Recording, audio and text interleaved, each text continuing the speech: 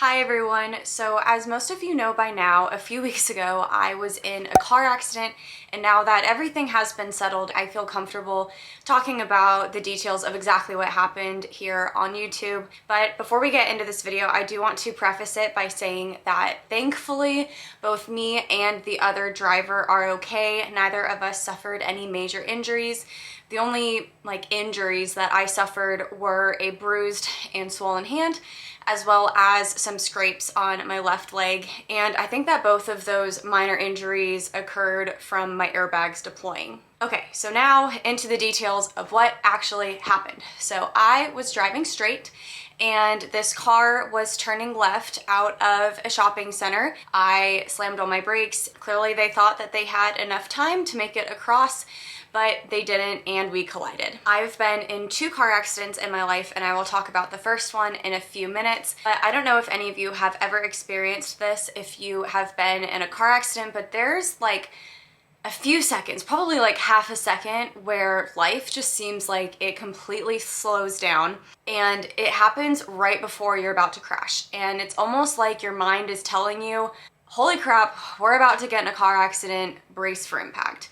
And that happened both this time and the first time that I was in a car accident, where I sincerely felt like everything just slowed down around me and my mind was processing, okay, this is about to happen, you know, get ready for the impact. As soon as we collided, I started screaming, and I remember that was my reaction when I was in the first car accident as well. My phone was plugged into a charger that connected through the USB port, and obviously during the accident it flew out and it had flown across the dashboard.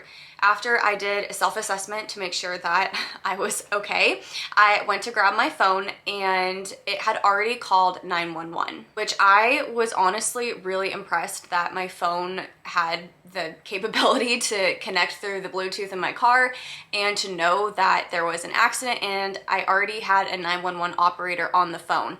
And she was already trying to talk to me and communicate with me before I had even realized that my phone had done that. She was the sweetest, nicest lady and really helped me stay calm in such a stressful situation. The first thing she asked me was the location of the accident and if I was okay. So I told her exactly where I was at. And then next she asked if I could open the driver's side door and get out of the vehicle. I tried to open the door and I couldn't. Since I couldn't open that side of the door, she instructed me to try to climb over and get out of the passenger side door, which I did do. I was able to get out of my car through the passenger side door.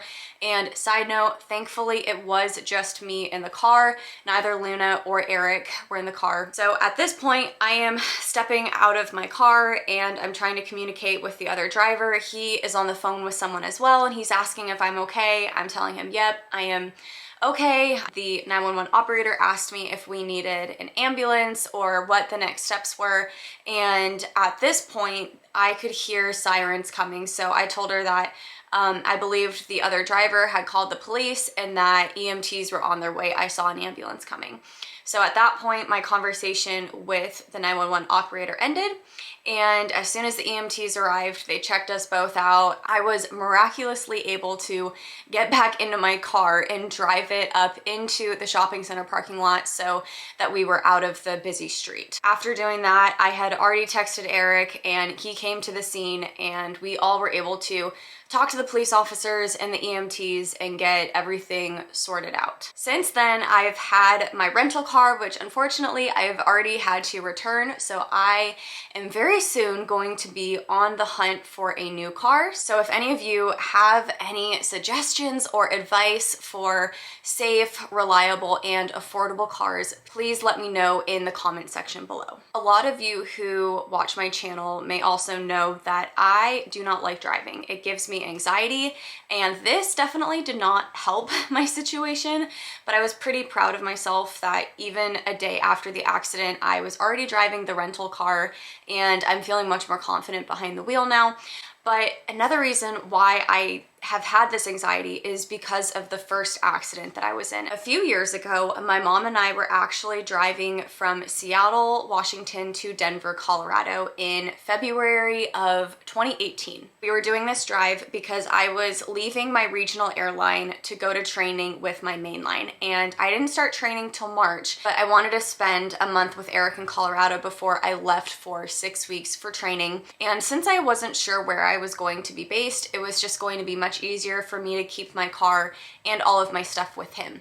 At the time, I was driving a red Toyota RAV4, and I really did love this car, and it definitely did its job, and it protected both me and my mom in our accident. So we were driving, and it was very snowy. The roads were super icy. Honestly, if we had known that the weather was going to be that bad, I don't know if we would have done the drive. However, my mom did grow up in Portland, Oregon. She was used to driving through snow, ice, rain, all of that her entire life. So we really did think that we were going to be okay as long as we took it slow. We were driving, I believe, 45 miles on a highway. It was pretty icy and snowing out. There was the highway right here, there was a ditch right here, and then there was another highway right here. We were driving on the highway to the far right and going straight, obviously. There was a car that was close to the ditch in the median that was about to pull out. This driver thought that they had enough time to pull out in front of us, but clearly they did not. And I remember my mom just saying like, no, no, no, no, no, because she just knew like there was just not enough time, and she slammed on her brakes. And I had that same like moment where time just feels like it stops. And I just knew we were gonna get in an accident. We collided and my car actually spun, and that was probably one of the scariest things that I have ever been through. And thank goodness we spun in the direction of the median and the ditch and not the direction of the traffic, because there were semi-trucks. And if we had spun into a semi-truck, I don't even want to think about the damage that would have been done. Once my car stopped spinning, me and my mom did a self-assessment to see if we were okay. She was driving, I was in the passenger side. My mom knew she broke something in her arm. She wasn't sure what happened, but her wrist was in a lot of pain. And I was really nervous because some of you may not know this, but both me, my mom, and my sister have a bleeding disorder called hemophilia. So we have to be extra careful when there's any type of injury. We also were in the middle of frickin' nowhere. Like if we could have picked the worst spot to have an accident in, we were there. Luckily, my phone somehow had enough service to call 911. This car was also totaled. We couldn't open the driver's side door, so both me and my mom had to crawl out through the passenger side door. We ended up getting my car towed, and then we took the ambulance to the hospital where my mom got treatment for her wrist. I don't remember the exact injury that she had, but I know that she broke it. We were in such a small town. There were no motels, there were no hotels, there was nowhere to stay. And luckily the hospital staff was so kind and so nice. They let us stay in an extra room in the hospital because simply there just was nowhere else to go. The next day we ended up going to the junkyard to see my car and to pick up any extra belongings because I was moving from Seattle to Denver. So all of my stuff was in this car. And we ended up taking as much as we could. I obviously did lose some things, but we were able to grab most of it.